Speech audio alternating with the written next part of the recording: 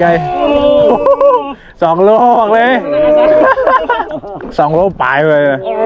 ตัวบอกไงบ่เอามื้อนี้เขาจะไม่แข่งกันจับประสูตรไซส์ใหญ่ไผ่จับใหญ่สุดชนะลุยอนงตึกป่ากับวันดาลักล่าอย่างก็จิ้งจอกแม่น้ำว่ะจัดบอลอซ่ามาเบิงช็อตทำอิฐบ่เอามันแลนมาเบิ้งเลยบ่เอา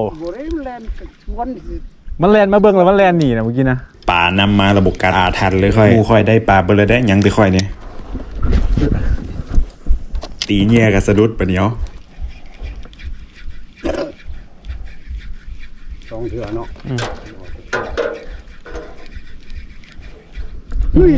นี่โลดเป็นเรียบร้อยแหมล้งแบบนี้นะ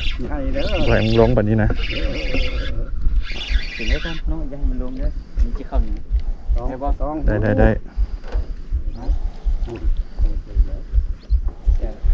ดึงนี่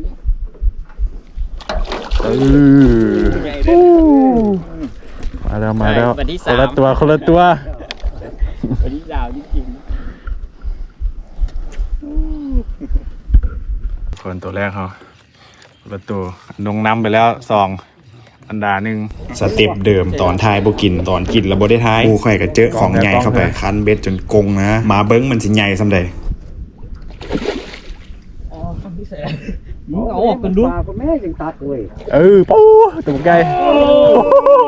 2 โลบอกเลย2 โลมาแล้วนี่2 โลเด้อประหยัด2 โลปลายเลย